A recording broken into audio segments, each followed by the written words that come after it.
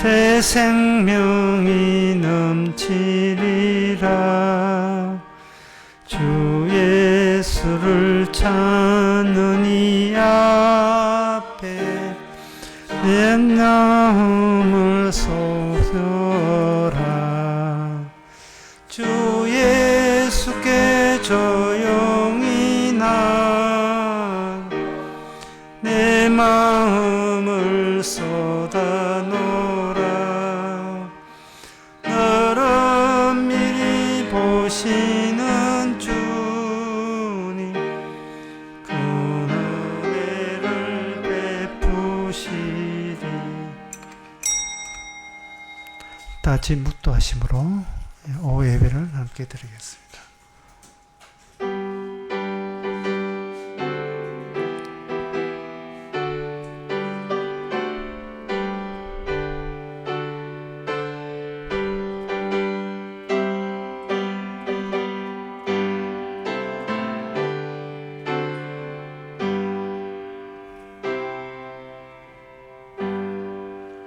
미련한 자는 행악으로 낙을 삼는 것 같이 명철한 자는 지혜로 낙을 삼느니라.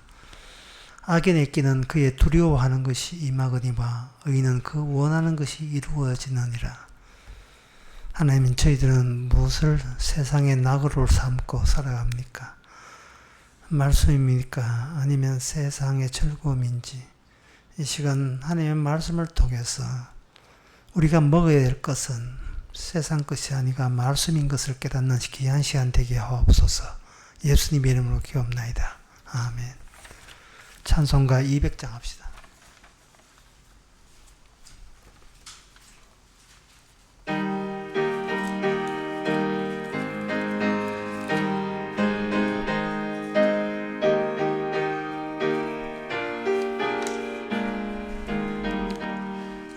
주의 피로 이룬 샘물 참 깊고 넓도다. 구원하는 그 신을 다 찬송할지라. 찬송하세 주의 보혈 그 샘에 지금 나가. 죄의 깊이 빠진 이몸 그 피로 씻어 맑히네. 죄악 세상 이김으로 거룩한 길 가는 나의 마음 둥전 삼고 주께서 계시네. 찬송하세 주의 보혈 그 샘에 지금 나가. 죄의 깊이 빠진 잇몸 그 피로 씻어 맑히네. 주 예수를 깊이 아는 놀라운 그 은혜 하늘나라 즐거워.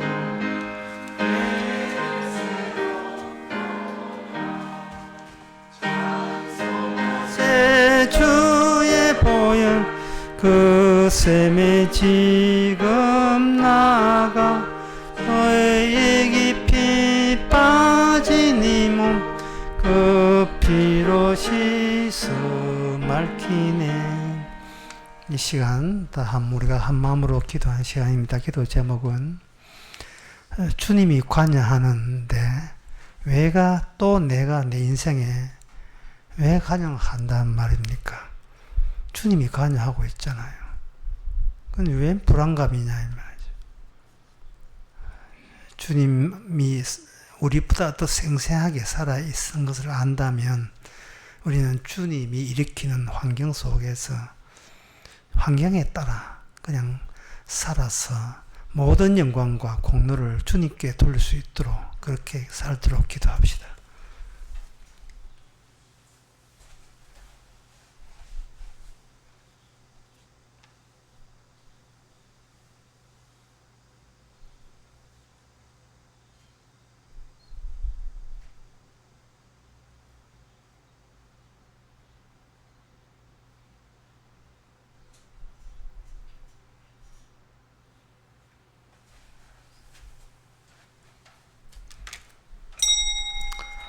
하나님 아버지, 부는 바람 하나, 달에 밤에 빛나는 달빛 하나, 어느 것 하나, 주님의 인자하신 손길이 아닌 게 없는데, 우리는 자꾸 우리를 조작하고, 우리를 꾸미는 데 열중하고 있지는 않은지, 생것, 날것 그대로 주님 앞에 노출시키며, 내가 나 된 것은 하나님의 은혜라고 날마다 고백할 수 있는 저희들 되게 하옵소서. 예수님 이름으로 기도합나이다. 아멘.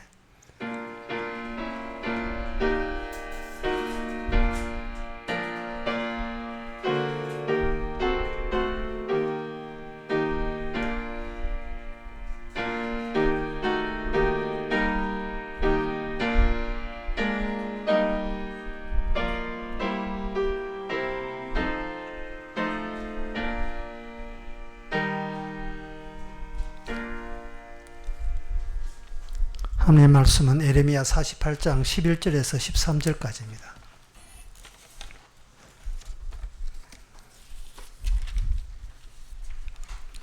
모압은 예로부터 평안하고 포로도 되지 아니하였으므로 마치 술에 그 찢기 위에 있고 그 그릇에서 저 그릇으로 옮기지 않음 같아서 그 맛이 남아있고 냄새가 변치 아니하였도다.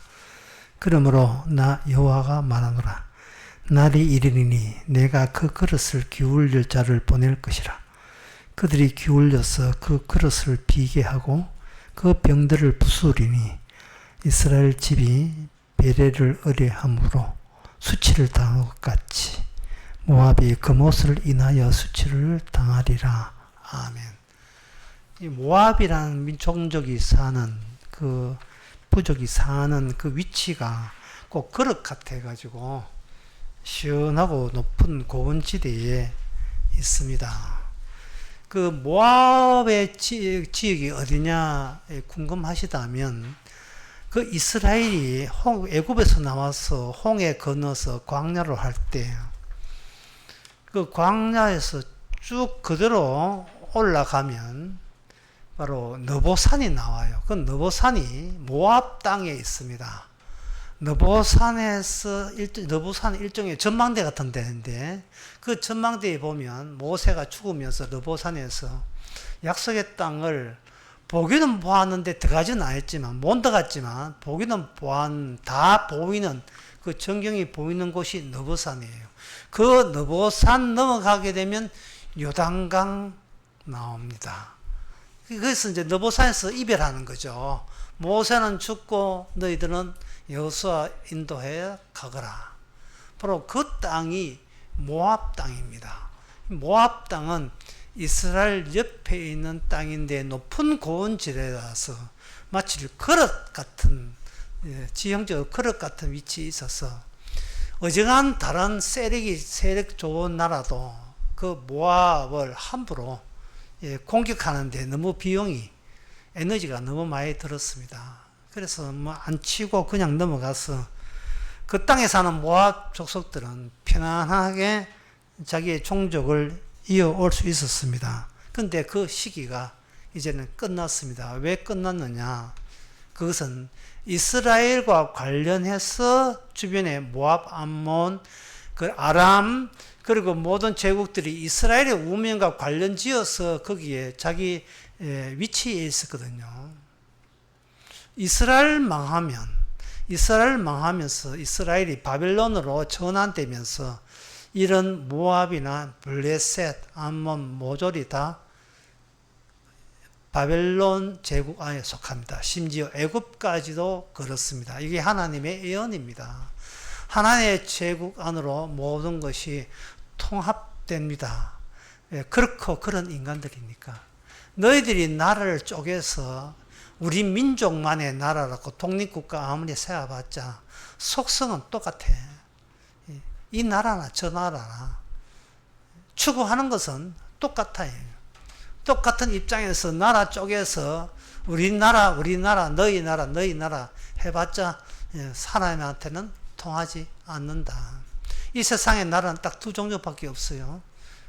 하나님의 나라, 하나님의 백성과 그렇지 않은 백성, 마귀의 백성. 딱 둘로 나누어지는 거예요. 이 둘로 나누어지면 이스라엘 역사가 이제 유다 나라, 에레미야 때 유다 나라 멸망하잖아요. 이제 나라가 멸망함으로써 그 실체가 딱 드러납니다. 두 민족 외에는, 다른 민족 외에는 없습니다. 그러면 하나님의 백성인 이스라엘 망한다면 결국 모든 나라가 다 망했으니까 동일하지 않겠느냐, 그런 생각이 들 거예요. 그러나 하나님의 언약은 살아있습니다. 언약에 준해서 새롭게 만들어지는 이스라엘은 하나님의 언약대로 실현되게 될 것입니다. 그러면 그 과정은 뭐냐? 바로 이방 나라를 거쳐야 되죠. 하나님께 버림받은 저주받은 나라를 경유해야 거기서 하나님의 택한 백성, 참된 백성 나옵니다. 그 택한 백성 나오기 위해서 이스라엘은 바로 모압의 족속의 멸망과 관련성 있는 것이 바로 우리가 멸망한 이유라는 것을 알고 있어야 돼요. 이스라엘이 멸망하면서 그냥 망했다 하면 안 되고, 모압이 망한 것, 그 든든하고 단단한 나라, 아무 걱정 없을 것 같은 그 나라가 망함으로써 우리는 그 많은 그 족속과 동일한 식으로 우리는 살아왔었구나. 남의 나라에 일어났던 운명이 곧 이스라엘 멸망하는 계시의 부분으로 들어오게 되어 있습니다. 어릴 때 우리가 살던 여러 가지 여러분 도시에 살게 되면 어린 마음에 이층 부잣집은 그렇게 부러움의 대상이었습니다. 나도 2층에서 한번 살아봤으면 좋겠다. 2층에서. 촌에도 마찬가지야. 촌에서 다른 사람 다 초가집인데 기아 얹고 살려면 딱 둘 중에 하나예요. 하나는 술도가 아니면 과수원집. 과수원집 아니면 술도가 하는 거예요. 근데 드라마에도 나와요. 서울에 서울에 이름 기억 안 납니다만 아글씨 하는 유명한 대사가 나오는 드라마가 나와요. 거기 옛날에 유지 잘 살던 거. 그런데 수십 년 지나면 그 집 망했대. 이 소리가 들리죠. 아주 그게 이제 기쁜 소식이 되지. 잘 산다고 까불다가 망했대. 근데 그 집에도 망했대. 뭐 이래. 인생이라 하는 것은 그 유별날 수 없이 전부 다 똑같다는 거예요. 똑같은 겁니다. 그러면 이제 오늘 본문을 통해서 이렇게 든든하고 안전적으로 살았던 모압이 왜 망했느냐? 그것은 여기 나옵니다. 13절에 나옵니다. 이스라엘 집이 베델을 의지하면서 수치를 당한 것 같이 모압이 그모스를 인하여 수치를 당했다. 이 그모스라는 이 신을 민수기에 와도 모압을 그모스의 아들들이라고 이야기하는데, 그모스의 신은 도대체 어떠한 신인가? 열왕기하 3장 26절과 27절에 보면 그 모압이 전쟁을 합니다. 전쟁을 하는데 모압 사람들이 전쟁하다가 지니까 어떤 식으로도 마지막 이게 전쟁에 패배한다는 그 막 절망적인 상황에서 그들이 취한 행동, 노골적인 행동은 뭐였던가? 그게 열왕기하 3장 26절 27절에 나옵니다. 모압 왕이 전세가 극렬하여 당하기 어려움을 보고 칼찬 군사 700을 거느리고 충돌하여 지나서 에돔 왕에게도 가고자 하되 능히 못하고, 이에 자기 위를 이어 왕이 될 맏아들을 취하여 성 위에서 번제를 드린지라. 이스라엘이 크게 통분함에 인하여 저희를 떠나 각기 고국으로 돌아갔더라. 전쟁을 하는데 그 공격하는 그 적군의 눈에 뭐가 보이느냐 하면은 전세가 불리한 모압 왕이 자기 왕위를 앉을 아들을 불에 태웁니다. 불에 태워요. 그걸 보고 누가 기겁했냐 하면은 그 모압 왕과 전쟁하는 이쪽 편에서 기겁을 해가지고 집에 가자. 전쟁 그만하자. 우리가 모압을 통해서 저런 참상을 우리가 보고 있다라고 했어요. 그 신이 금오스 신입니다. 금오스 신. 민수기 24장 24장 17절에 보게 되면 24장 21장 29절에 보면 모압아 너가 화를 당하였도다. 금오스의 백성아 너가 멸망하였도다. 이렇게 되어 있어요. 이 모압이 멸망을 당하고 금오스라는 우상의 그 실체가 드러나는 것과 새로운 이스라엘이 등장하는 것과 관련성이 있다는 것이 하나님의 계시의 내용입니다. 망했다. 근데 망한 이유가 뭐냐? 내가 지금 살고 있는 식으로 했던 다른 사람이 망했다는 말은 나도 그 망함에 같은 한편성되어 있다는 것을 눈치챈 사람만 구원을 받는 거예요. 이게 하나님의 구원입니다. 네 사는 거 내 사는 거 똑같다는 거예요. 그래서 똑같다는 것을 보고 우리 자신이 기급을 해야 돼요. 내가 지금 정신을 어디다 팔고 있느냐?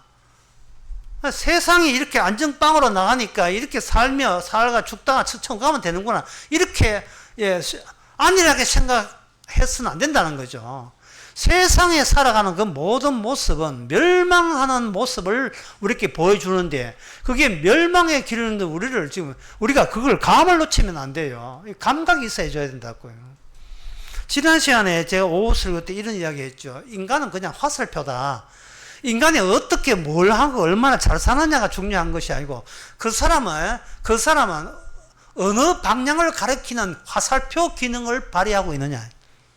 그 사람이 열심히 했고 돈을 모았고 승진했던 이 모든 것이 일종의 화살표 같은 그런 모습으로 형상화된다고 하는 거예요.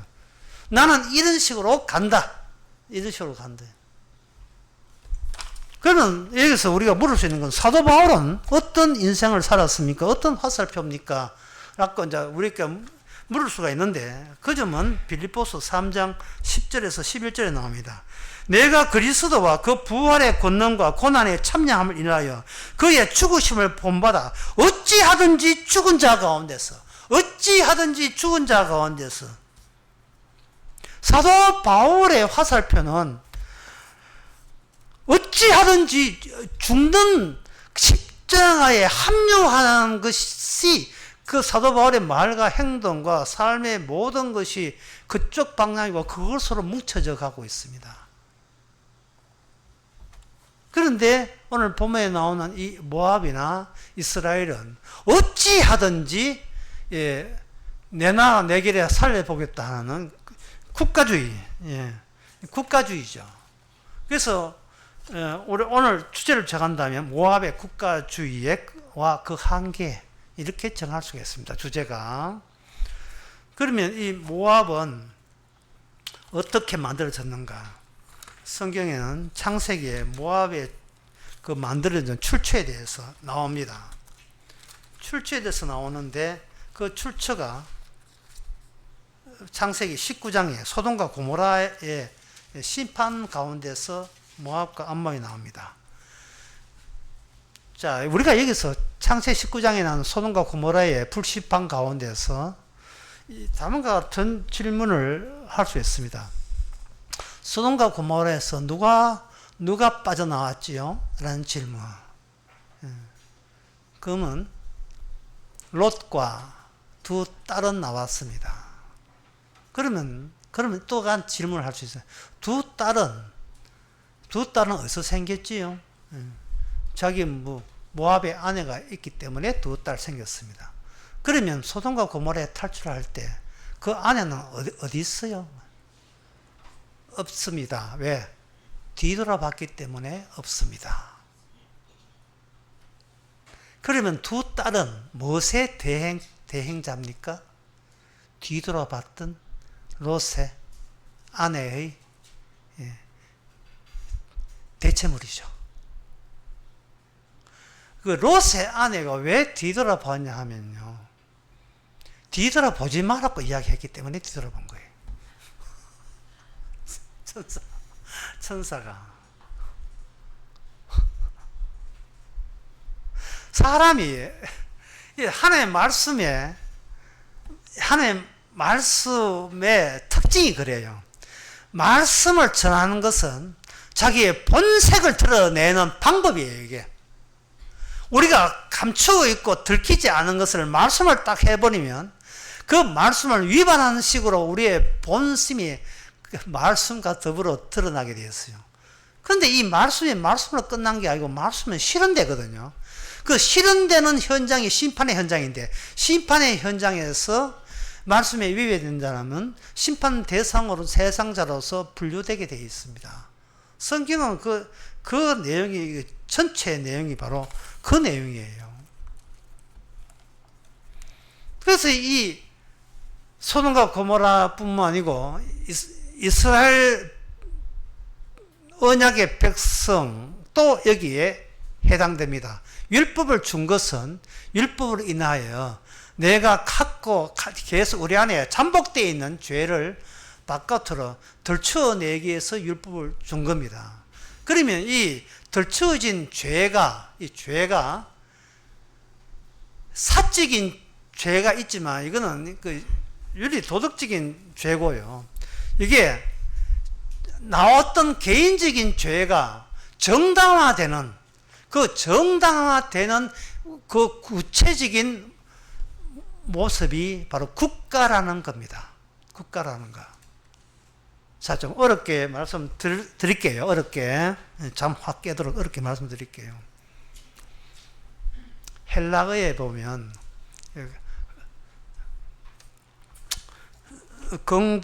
능동태와 수동태, 문법에 능동태, 수동태가 있어요. 문법 나오면 또 골치 아프죠. 능동태, 수동태가 나오는데 또 뭐가 있냐면 중간태가 있어요. 중간태. 헬라의 문법에 이 중간태가 이게 능동, 수동은 다 알죠. 내가 뭐 한다. 이 능동이고 남이 나에게 하게 했다. 수동이죠. 그러면 그것만 있으면 되지. 무슨 또 중간태가 왜 있느냐. 중간태의 특징은 뭐냐. 내가 한 행동이 나에게 위협이 되고 나로 하여금 그 결과에 대해서 포로잡히게 되는 상태가 중간태라고 하는 겁니다. 대표적인 것이 나는 두렵다. 나는 두렵다. 중간태가 없으면 인간은 내가 하는 행동으로 현실을 개발하고 내가 한 행위로 말미암아 내가 원하는 내 미래를 내가 보장할 수 있다. 이래 돼요. 그리고 내가 하지도 않는데 남들이 하면 나는 수동태가 되면서 이거는 내 탓이 아니고 너 탓이야. 네 때문에 내 인생이 망했어. 이래 하면 능동태, 수동태 둘밖에 없어요. 그런데 내가 한 행동이 나에게 위협이 된다면, 내가 하는 행동이 나를 파멸케 했다면, 그거는 문법으로 뭘로 설명해야 되죠? 내가 했는데, 내가 잘 되라고 생각했는데, 이게 내가 안 될 때, 내가 좋다고 맛있다고 칼치 내창자 했는데, 칼치 사놓고 나오면 맛이 되게 없다. 이게 내 능동이 먹히지 않은 현실, 이게 중간태예요, 중간태. 내가 내 인생의 환경에 내가 맞는 계획에 내가 관여하지 못하고 내가 종속된다는 그 문법이에요. 또 그런 거 이 중간태 비슷한 게 또 있어요. 시골에는 아버지가 서울에 있는 자식에게 전화합니다. 야야, 이번 겨울에 그렇게 춥단다. 춥지만 나는 보일러가 없어도 나는 잘 살고 있다. 틱 끊어버립니다. 무슨 뜻이에요? 올겨울에 그렇게 춥단다. 근데 나는 보일러 없어도 나는 지금껏 잘 견디고 있단다. 전화를 끊었어요. 이게 뭡니까? 전화 끊고 나온 자식들은 우리 아버지 집에 보일러 놔둬야 된다. 끼뚜라미 보일러 놔둬야 된다. 그런 거거든요. 이상하게 수동적으로 전화 받았는데 능동이 뭔가 행동에 나갈 타이밍이 된 것 같은 느낌이 드는 거예요. 바로 제가 말하는 요점이 이거예요. 인간이 국가를 만들면 이거는 능동적인 거예요. 능동적인데 이게 중간태예요. 내가 만든 국가가 우리를 단체로 망하게 하는, 그것이 하나님의 계시의 효과입니다. 또 하나의 예를 이렇습니다. 슬로베니아라는 그 나라가 있어요. 그 나라에 어떤 여자가 있었는데, 그 여자는 자기의 성별을 이제 다 컸으니까 이제는 남성으로 살지 말고 여성으로 살고 싶은 사람이 있었어요. 그래서 이제 친구나 여러 가족들에게, 아빠, 내 본성에 여성이 안 맞는 것 같아. 난 남성이 되고 싶어. 해가지고 펄쩍 뛰지요, 가족에서는. 그런데 자신의 남성이나 여성이나 성별 그 권한까지 이제는 성인이니까, 네가 그렇게 여기서 사는 게 힘들다면 네 행복하면 최고야. 아빠 마음은 그거야. 네만 행복하다면 너는 네 마음대로 할 수 있어. 그래서 이제 남성이 되는 것에 대해서 집안에서 어쩔 수 없이 찬성하고, 친구들도 마찬가지 이론이죠. 내가 힘들다는데 네가 인생 한 번 사는 거 힘들게 살지 말고 편하게 살아야지. 누가 뭐라 해도 이제부터 네 남성으로 살아 라고 했습니다. 그래가지고 그걸 다 결심을 하고 주변에서 내 마음을 인정했다, 기쁜 마음으로 이제는 공공기관에서 등록했어요. 성별을 이제는 여성인데 여성 XX로 한데 XY로 남성으로, DNA는 그 남성이지만 이제부터 사회적 성별은 남성이 되겠습니다 하고 절차를 마치는 순간 마치고 집에 와서 자살했습니다. 자살했어요. 왜 자살했는가? 내 운명이기 때문에, 내 운명은 내가 결정했는데 이게 국가라는 공공기관에 등록이 되어야 된다는, 이것이 바로 내 운명이 아니라는 것이 드러났기 때문에 그렇습니다. 세상이 내 마음대로 되는 것이 아님을 내가 성별 바꿀 때 비로소 그 현실성을 발견한 거예요. 나는 분명히 이제부터 남성이라 해도, 내가 남성이라고 해도 국가가 그것을 등록해야만 국가로서 보장이 되기 때문에 내가 내 운명의 주인공이 아니었다는 사실, 국가가 내 운명을 주인공이라는 말은 옳고 그름도 내가 판정할 자격이 없다는 것이 자기 인생에 너무나 슬픈 거예요. 슬픈 거예요. 다시 말해서 그 여자는 내가 온전하게 신이 되기 전까지는 나는 늘 불만이었는데, 결국은 내가 신된다는 것은 이거는 실패할 수밖에 없는 상황이라는 것을 발견하고 장렬하게 죽었죠. 우리가 이 점을 한번 생각해 볼 때, 이 이야기가 왜 중요하냐 하면은, 이 세상에 개인적으로 죄를 뿜어내요. 근데 뿜어내는데 국가는 국가의 존립을 위해서 그걸 뭐로 바꿨냐 하면은, 그럴만하다. 이게 뭐였냐? 우리는 행복해. 행복하면 모든 죄는 다 마무리, 다 무마되는 거야. 우리는 이런 식으로 어릴 때부터 교육받아갖고 가정교육 받았어요. 네가 여성 되기 싫고 남성 되고 싶다면 아빠로서 너 허락할게. 이게 가정 환경이에요. 죄냐 아니다 하는 그 절대적 기준을 우리 인간은 내릴 자격이 없는데, 국가는 자격도 없으면서 국가가 네 대신 우리가 자격 내려줄게. 그래, 이제부터 여성 살지 말고 남성으로 살아. 이런 식으로 국가가 그동안 자격도 없으면서 자격을 행사한 거예요. 근데 하나님께서는 모압을 통해 그 국가, 그 우상을 하나님께서는 심판해 버리거든요. 그러면 최종 심판자 기준은 누굽니까? 하나님의 말씀이에요. 하나님의 계시입니다. 우리는 아무것도 아니었던 거예요. 너무 아무것도 아니라서 그걸 못 견뎌서 그 사람은 자살했습니다.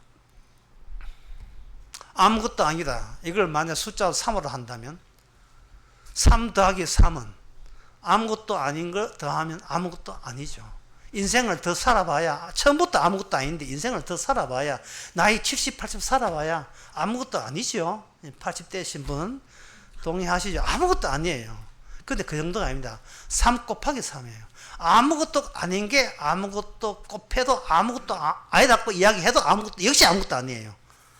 3 더하기 3은 6이고 3 곱하기 3은 9예요. 아무것도 아닌 게 9배예요. 그러나 더 심한 것은 3의 3의 3승입니다. 그러면 아무것도 아닌 게 27배예요. 그래서 아무것도 아니에요. 하나님의 뜻은 3 빼기 3입니다. 아무것도 아닌 것을 생각하지 마라. 나는 아무것도 아니라고 할 자격조차 너에게는 없다. 너는 처음부터 아무것도 아니기 때문에 가룟 유다야, 너는 자살할 권한이 없다. 아무것도 아닌 채, 아무것도 아닌 것을 말씀을 통해서 알면서, 진짜 중요한 것은 우리 주님이 아무것도 아닌 것을 하나님의 새로운 이스라엘 백성으로서 죄인으로 넣어줬다는 이 사실만은 아무것도 아닌 게 아닌 겁니다. 기도하겠습니다. 하나님은 아버지, 정말 무의미한 것을 우리는 왜 못 견뎌야 합니까? 안 살아도 되는데, 그만 살아도 되는데 왜 고집을 부리는지, 주여, 이러한 죄를 통해서 정말 아무것도 아닌 자가 가는 천국이 날마다 새롭게 느껴지는 저희들 되게 하옵소서. 예수님의 이름으로 기도합나이다. 아멘. 찬송가 213장 합시다.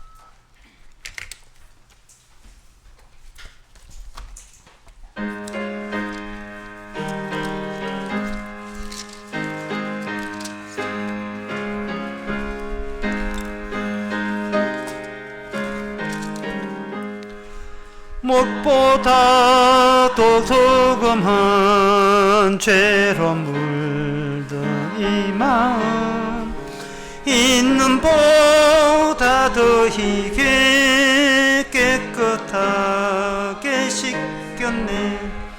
주의 보혈 흐르는데 믿고 뛰어나가, 주의 은혜 내가 입어 깨끗하게 되었네. 모든 의심 걱정과 두려움이 사라져 슬픈 탄식 변하여 기쁜 찬송 되었네. 주의 보혈 흐르는데 믿고 뛰어나가, 주의 은혜 내가 입어 깨끗하게 되었네. 세상 부귀영화와 즐겨하던 모든 것, 주를 믿는 내게는 분도 마도 못하다. 주의 보혈 흐르는데 믿고 뛰어나가, 주의 은혜 내가 입어 깨끗하게 되었네. 나의 모든 보배는 저 천국에 쌓였네. 나의 평생 자랑은 주의 십자가로다. 주의 보혈 흐르는데 믿고 뛰어나가, 주의 은혜 내가 입어 깨끗하게 되었네. 기도합시다. 지금은 우리 주 예수 그리스도의 은혜와 하나님의 커진 사랑과 성령의 충만하심이 모회사가 자기 백성 십자가로 들어가기 위한 일어난 일인 것을 깨닫는 모든 성도에게 함께 있을지어다.